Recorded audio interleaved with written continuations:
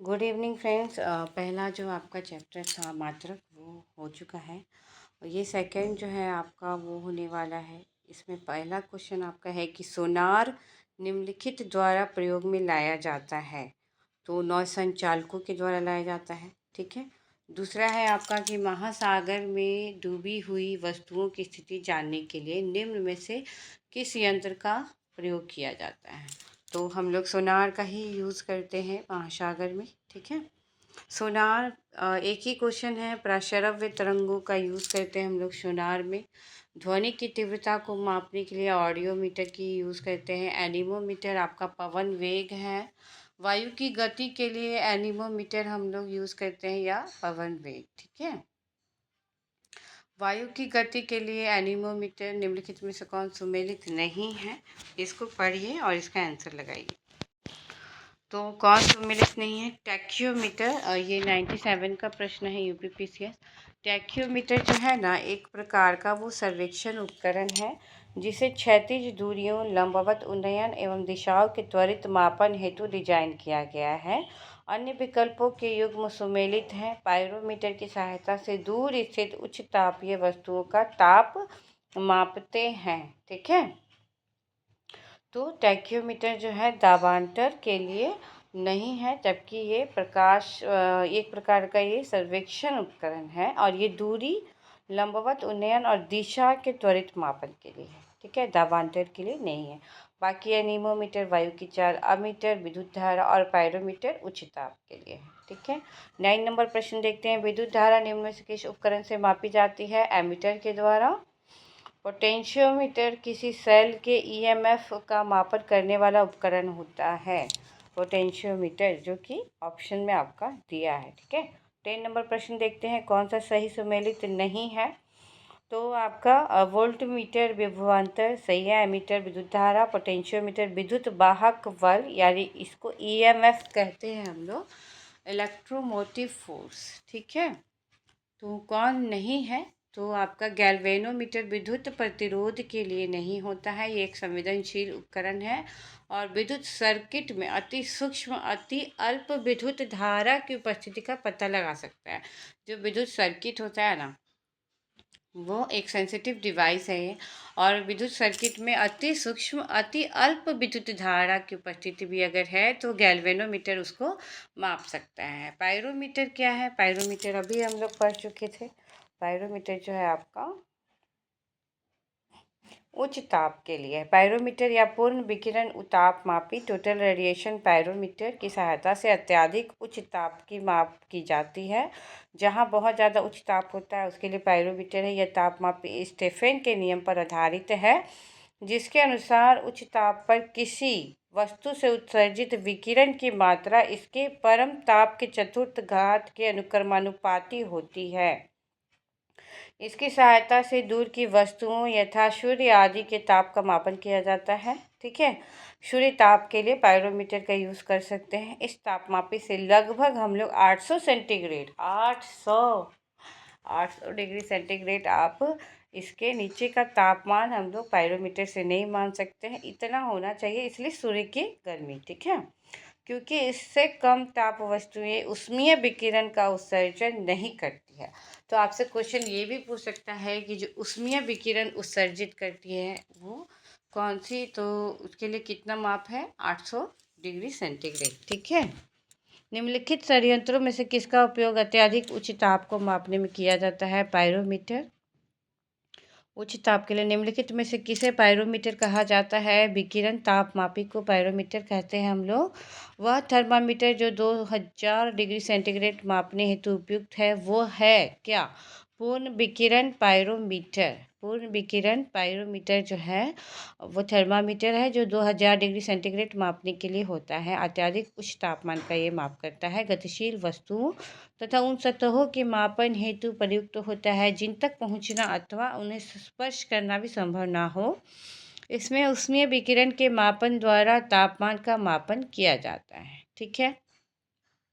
अब हम लोग 15 नंबर प्रश्न देखते हैं। निम्नलिखित में से किसे 1500 डिग्री सेल्सियस से अधिक उच्च ताप मापने के लिए प्रयोग करते हैं? पायरोमीटर 1500 डिग्री से यानी कि 800 डिग्री के ऊपर होना चाहिए। तो कोई भी पायरोमीटर ही होगा। पाइरोहीलियोमीटर का प्रयोग निम्न से किसे नापने के लिए किया जाता है? सोलर रेडिएशन के लिए सौर विकिरण को मुख्यतः हम लोग दो प्रकार के उपकरण से प्रयोग में ला सकते हैं। एक पाइरेनोमीटर है, एक पाइरोहीलियोमीटर है, ठीक है। दोनों हैं। मैनोमीटर के द्वारा किसकी माप की जाती है? तो मैनोमीटर के द्वारा आपका गैसों का दाब, ठीक है, गैसों का दाब। 18 नंबर प्रश्न देखिए आपका क्या है? 3 4 2 1 एमीटर विद्युत धारा है। हाइग्रोमीटर सापेक्ष आर्द्रता है। स्प्रिंग तुला जो है वो आपका स्प्रिंग तुला क्या है? भार के लिए है और बैरोमीटर दाब के लिए है, ठीक है। चल, अब हम लोग आते हैं 19 नंबर प्रश्न में। इसमें भी आपसे पूछा गया है कि कौन सही सुमेलित नहीं है। एमीटर विद्युत शक्ति नहीं, विद्युत धारा है। ऑडोमीटर वाहन के पहियों के द्वारा तय की गई जो दूरी है, वाहन का जो पहिया है उसके द्वारा तय की गई दूरी। ऑडोमीटर विद्युत चुंबकीय तरंग की आवृत्ति, विद्युत चुंबकीय तरंगों की आवृत्ति, ठीक है, विद्युत चुंबकीय तरंगों की आवृत्ति।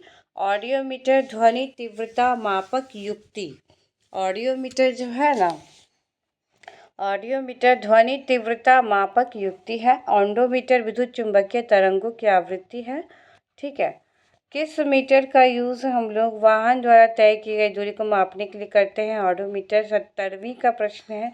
इट मीन्स कि आपसे लगभग रिसेंट में भी आपसे फैक्ट इस तरह के प्रश्न पूछे जा चुके हैं जो कि आपको लूसेंट वगैरह में भी देखने को मिल जाएगा, ठीक है। तो ऑडोमीटर वाहन द्वारा तय की गई दूरी। क्रोनोमीटर का यूज जो है समय को मापने के लिए किया जाता है। क्रोनोमीटर ये समय को मापने के लिए होता है। स्पीडोमीटर का प्रयोग हम लोग गति को मापने के लिए करते हैं, गति। और एमीटर तो विद्युत धारा आपको पता ही है।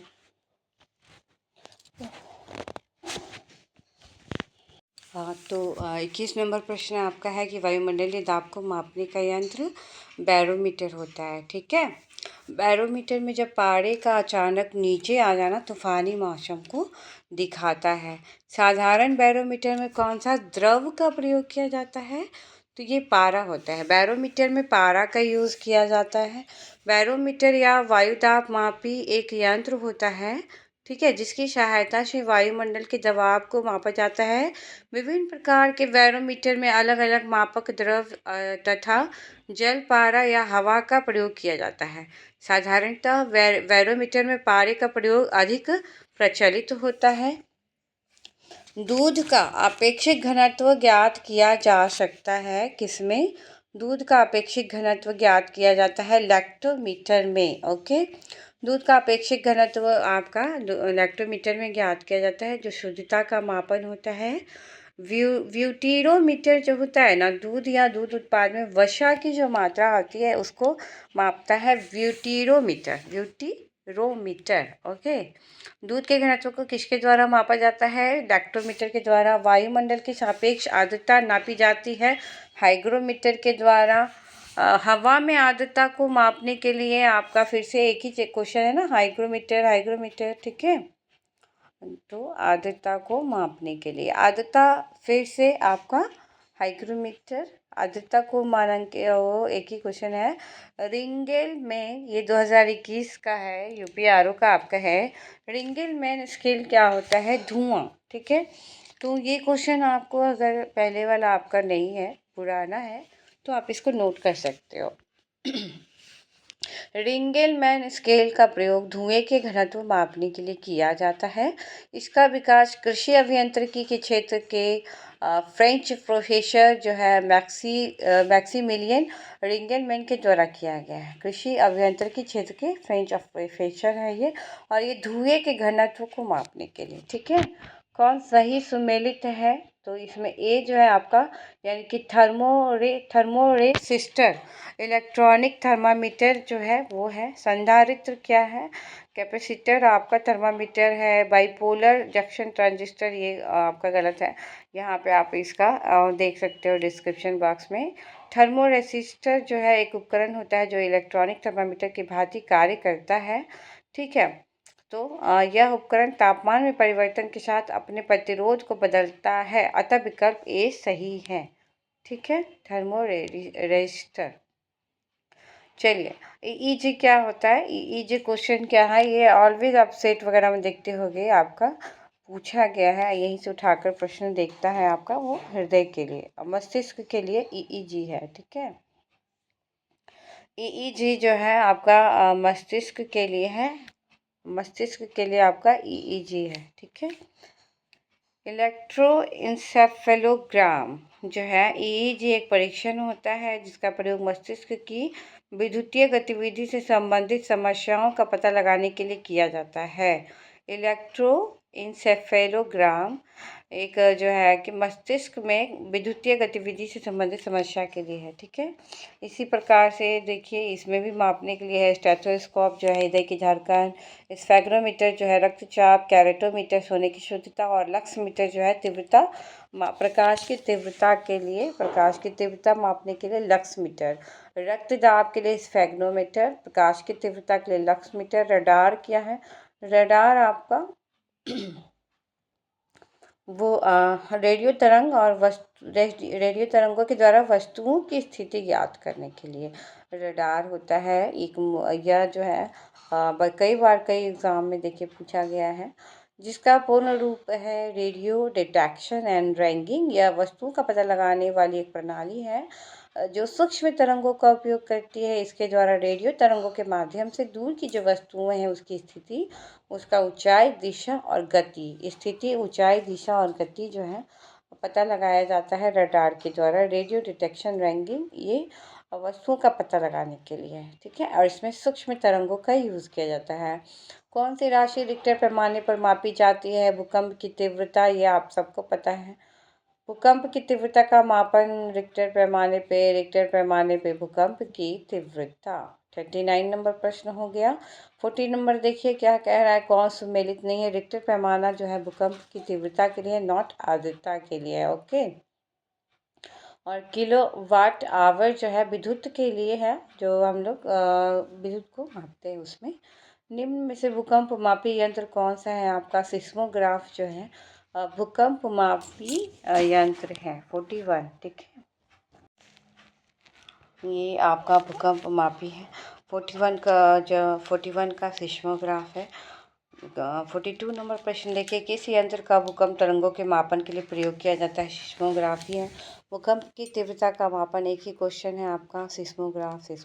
ठीक है, अब हम लोग 45 नंबर प्रश्न देखते हैं। अल्टीमीटर नामक यंत्र से समुद्र तल से विमानों की ऊंचाई मापी जाती है। अल्टीमीटर से विमानों की ऊंचाई समुद्र तल से। ठीक है, एमीटर तो विद्युत धारा के लिए होता है, सिस्मोग्राफ भूकंप के लिए होता है। प्रतिरोध का मात्रक ओम होता है, प्रतिरोध का मात्रक ओम होता है। ठीक है, इसी तरीके से फिर से ये मिलाने के लिए दिया है। इसमें फैथोमीटर जो है समुद्र की गहराई, बैरोमीटर जो है वायुमंडलीय दाब, हाइग्रोमीटर आर्द्रता, अल्टीमीटर से ना हम लोग समुद्र तल से विमानों की ऊंचाई मापते हैं अल्टीमीटर से। ओके, अल्टीमीटर से हम लोग समुद्र तल से जो है ऊंचाई मापते हैं। फैथोमीटर जो है फिर से आपका आ गया समुद्र की गहराई, मिलाने वाला 48 है। 48 में भी इसका सीधा आंसर देखिए, एनीमोमीटर वायु वेग, सिस्मोग्राफ भूकंप, बैरोमीटर दाब, हाइग्रोमीटर आर्द्रता। कौन सम्मिलित नहीं है? 49 नंबर प्रश्न देखिए, डी जो है सिस्मोमीटर। ये जो है सिस्मोमीटर जो है ना भूकंप के माप के लिए होता है। इसके अलावा मैनोमीटर दाब, कार्बोरेटर आर्द्रक दहन इंजन, कार्डियोग्राम हृदय गति के लिए होता है। ओके, किसके मापन में फोनोमीटर का उपयोग किया जाता है? फोनोमीटर का यूज ध्वनि की तीव्रता और स्पंदन आवृत्ति के मापन में होता है। फोनोमीटर का प्रयोग ध्वनि की तीव्रता एवं स्पंदन आवृत्ति के मापन में होता है। झूठ का पता लगाने का यंत्र कौन सा है? बताओ। मैं झूठ नहीं बोलती हूँ कि मैं आपका 23 तक खत्म करने वाली हूँ ना इसको आपको। तो पॉलीग्राफ झूठ का पता लगाता है। पायरोमीटर उच्च ताप मापने के लिए जो 800 डिग्री सेंटीग्रेड से ऊपर। ओके, गायरोस्कोप क्या होता है? घूमती हुई वस्तुओं की गति मापने का यंत्र है। घूमती हुई वस्तुओं की गति मापने का यंत्र गायरोस्कोप होता है। काइमोग्राफ क्या है? शरीर की क्रियाओं को ग्राफ द्वारा निरूपित करने वाला यंत्र होता है काइमोग्राफ।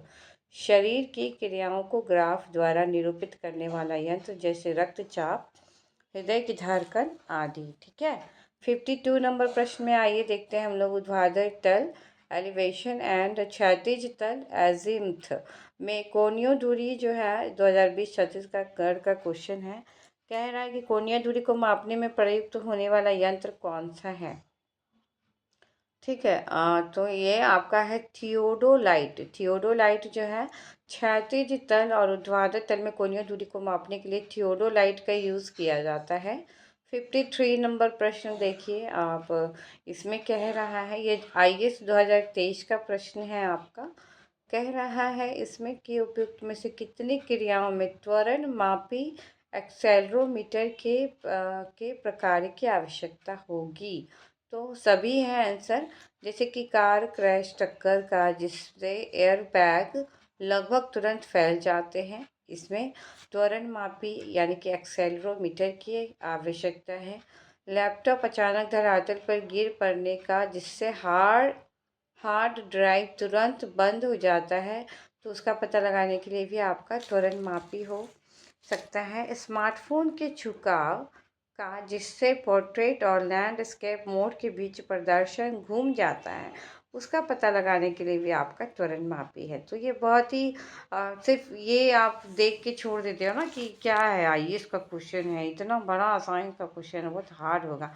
पर ये आपका डेली टू डेली लाइफ में जो होता है ना, उसी को ये आपका दिया है। एक्सेलरोमीटर यानी त्वरण मापी एक ऐसा उपकरण होता है जो किसी संरचना के कंपन या गति के त्वरण को मापता है। वस्तुतः एक्सेलरोमीटर एक सेंसर है, ठीक है, जो गति का पता लगाने के माध्यम से किसी उपकरण जैसे मोबाइल फोन को किसी व्यक्ति की गतिविधियों जैसे कि जब वह कसरत कर रहा है या कितना कदम चल रहा है, उसके फ़ोन को लैंडस्केप अथवा पोर्ट्रेट मोड में पकड़ा है कि नहीं, ये सब देखने के लिए इसका यूज़ होता है। ठीक है, उसको ट्रैक करने के लिए। लैपटॉप को हार्ड ड्राइव में भी उसके अचानक मुक्त रूप से गिरने का पता लगाने के लिए एक्सेलरोमीटर का लगा होता है, जिससे फर्श पर गिरने से पहले हार्ड ड्राइव के रीड या राइट हैंड को सुरक्षित रूप से पार्क किया जा सके।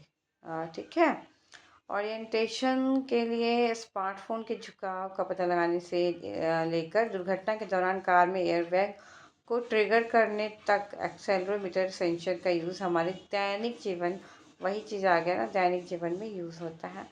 और IAS जो है कभी भी दैनिक जीवन से ही प्रश्न ऑलवेज उसका रहता है, डे टू डे लाइफ से। ये आपका तीसरा जो टॉपिक है यांत्रिकी है। तो इसमें एक ब्रेक ले लेते हैं, ठीक है। प्रॉब्लम ये होता है ना कि लॉन्ग वीडियो कोई देखना नहीं चाहता बिल्कुल भी, तो मेरे को लगता है कि छोड़ दें, मतलब एक दूसरे वीडियो बना दें दूसरे टॉपिक के लिए। पर उसके लिए भी बार बार एडिट करना पड़ता है, अपलोड करना पड़ता है, थंबनेल बनाना पड़ता है। ठीक है, तो आप कोशिश करना कि आपका जो है टाइम तो ज़रूर लगे बट रिवीजन ज़्यादा हो जाएगा आपका। ठीक है, तो सेकंड नंबर जो आपका टॉपिक है यांत्रिकी है। साधारण यंत्र किसी व्यक्ति की सहायता करता है, तो इसमें ऑप्शन है आपका बी, कम बल का प्रयोग करके भी उतनी ही मात्रा में काम करने में। जो साधारण यंत्र होता है किसी भी व्यक्ति की सहायता करता है कम बल का यूज़ किए बिना उतना ही काम करने के लिए। ठीक है, साधारण यंत्र जो है सिंपल मशीन किसी व्यक्ति द्वारा कम बल का प्रयोग करके भी उतनी ही मात्रा में काम करने में हेल्प करता है। साधारण यंत्रों के कुछ उदाहरण हैं गरारी, पहिया एवं धुरी, उत्तोलक और पेंच। ठीक है, और दूसरा नंबर प्रश्न देखो क्या है। एक व्यक्ति एक संवेदनशील तराजू पर खड़ा है, यदि वह गहरी सांस अंदर लेता है तो तराजू की रीडिंग क्या होगी, बढ़ेगी, क्योंकि व्यक्ति के गहरी सांस लेने से तराजू की रीडिंग बढ़ेगी, अर्थात तराजू के द्वारा व्यक्ति का वजन अधिक दर्शाया जाएगा। 1 लीटर वायु 1.225 ग्राम वजनी होती है। अगर 1 लीटर वायु ले लिया तो उसका क्या वजन है, देख लिया है, 1.225 ग्राम वजन का है। अतः 1 लीटर वायु अंदर खींचने पर व्यक्ति का वजन जो है बढ़ जाएगा, हालांकि व्यक्ति के घनत्व में कमी दर्ज होगी। ठीक है, तीसरा नंबर ये कब का है, UPPCS आपका 2013 का प्रश्न है, ये तराजू वाला। ठीक है, चलो अभी फिर हम लोग 3 नंबर प्रश्न में आते हैं, कौन सी राशि सदिश नहीं है। तो D यानी कि आयतन जो है आपका सदिश नहीं है, अदिश है। ठीक है, अदिश है कौन? आयतन। आयतन आपका अदिश है।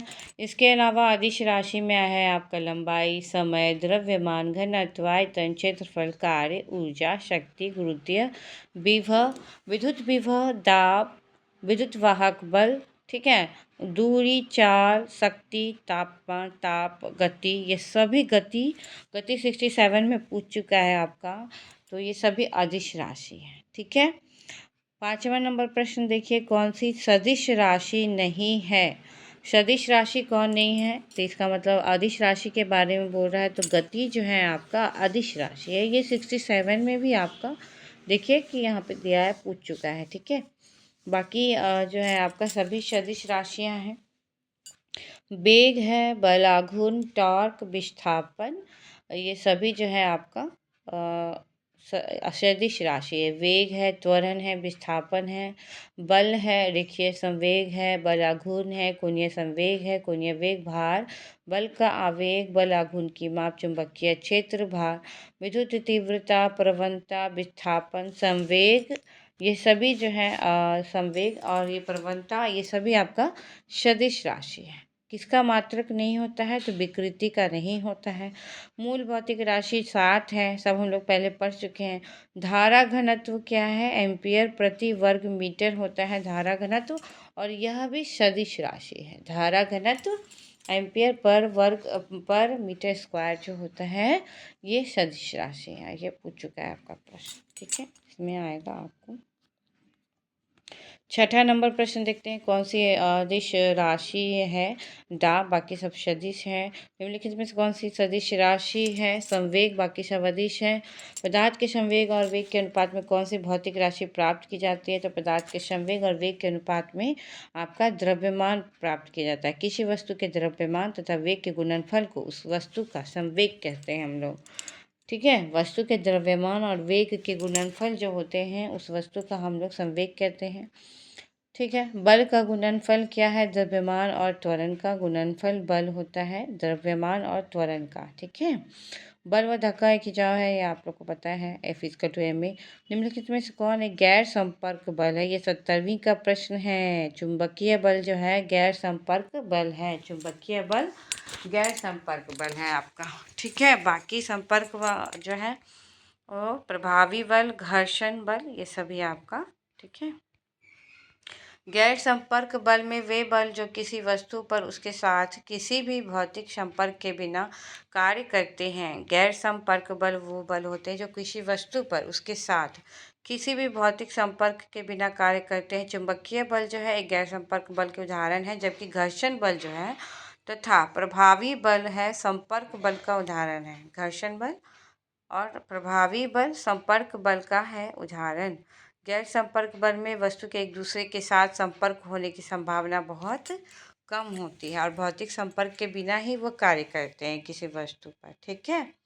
यदि किसी घन घन यानी कि क्यूब, ठीक है, क्यूब जो है और पृष्ठ क्षेत्रफल यानी कि सरफेस एरिया किसी घन के आयतन और सरफेस एरिया को निरूपित करने वाली संख्याएं समान हो, तो उस घन के किनारे की लंबाई की माप क्या इकाई में होगी? तो 6, क्योंकि घन का आयतन है I3, घन का पृष्ठ क्षेत्रफल है 6I3, और जो है दोनों आपस में समान है, तो I3 क्या है ये 6I2 यानी कि I=6। ये आपका, ये तो मेरे को भी नहीं समझ में आया, मैं ऑनेस्टली बोल रही हूँ, ये मेरे को भी नहीं पता है कि 6 कैसे हुआ, ठीक है। ऊर्जा संरक्षण का आशय क्या होता है? ऊर्जा संरक्षण का आशय होता है ऊर्जा का सृजन और न ही विनाश होता है। ये यूपीपीसी 2022 का प्रश्न है। हमारे द्वारा उपयोग किए जाने वाली ऊर्जा के अधिकांश स्रोत संग्रहित सौर ऊर्जा का प्रतिनिधित्व करते हैं। निम्नलिखित में से कौन सा अंततः सूर्य की ऊर्जा से व्युत्पन्न नहीं होता है? तो आपका आंसर ए और बी दोनों कह रहा है कि यूपीपीसी 2022 का प्रश्न है, कह रहा है कि नाभिकीय ऊर्जा और भूतापीय ऊर्जा दोनों जो है कि सौर ऊर्जा का प्रतिनिधित्व करते हैं। नाभिकीय ऊर्जा और भूतापीय ऊर्जा और सूर्य की ऊर्जा से व्युत्पन्न भी नहीं होते हैं। भूतापीय ऊर्जा सूर्य के द्वारा उत्पादित तो नहीं होती, बल्कि वह पृथ्वी के भीतरी भाग में होने वाली जो नाभिकीय विक्रियाएं हैं उससे उत्पन्न होती है। और नाभिकीय ऊर्जा ऊर्जा का एक ऐसा रूप है जो परमाणु नाभिक के द्वारा मुक्त होती है ना। तो नाभिक में प्रोटॉन और न्यूट्रॉन होते हैं। नाभिकीय ऊर्जा दो विधियों के द्वारा जो है विखंडन एवं संलयन होता है। ठीक है, तो ये होता है, स्पष्ट है कि जो भूतापीय ऊर्जा है और नाभिकीय ऊर्जा है दोनों ही सूर्य की ऊर्जा से उत्पन्न तो हो नहीं रही, जबकि ये बायोमास ऊर्जा और पवन ऊर्जा सूर्य की ऊर्जा से उत्पन्न है। ठीक है, ये हम लोग को पता है। हवाओं की ऊर्जा होती है क्या? केवल गतिज। हवा की ऊर्जा गतिज होती है। वायु शक्ति में ऊर्जा का कौन सा रूप विद्युत ऊर्जा में परिवर्तित होता है? गतिज ऊर्जा जो है वायु शक्ति में ऊर्जा जैसी है, और ये विद्युत ऊर्जा में परिवर्तित होती है गतिज ऊर्जा। ठीक है, निम्नलिखित में से किस ऊर्जा परिवर्तन में घर्षण बल शामिल होता है? गतिज ऊर्जा से ऊष्मा ऊर्जा। गतिज ऊर्जा से जब हम ऊष्मा ऊर्जा में चेंज होंगे तो घर्षण बल प्रारंभ होगा। गतिज ऊर्जा से ऊष्मा ऊर्जा में जाने में घर्षण बल लगेगा। इसका डिस्क्रिप्शन पढ़ते हैं हम लोग। ये 68 का आपका प्रश्न है। ठीक है, इसको हम लोग एक्सप्लेन कर देते हैं। घर्षण बल स्थिर स्थिति के साथ साथ गतिमान स्थिति में भी लागू होता है। घर्षण से संबंधित गुणांक को स्थैतिक गुणांक और गतिशील गुणांक कहा जाता है, जबकि स्थिर स्थिति में कोई विस्थापन नहीं होता है, अर्थात कोई कार्य नहीं किया जाता और इसलिए कोई ऊर्जा रूपांतरण नहीं होता है। गतिशील स्थिति में घर्षण बल के विरुद्ध गति होती है, जिससे ऊष्मा के माध्यम से ऊर्जा की हानि होती है। ऊष्मा के माध्यम से ऊर्जा की हानि होती है। दूसरे शब्दों में गतिज ऊर्जा ऊष्मा में परिवर्तित होती है। गतिज ऊर्जा जो है वो ऊष्मा में परिवर्तित होती है। ठीक है,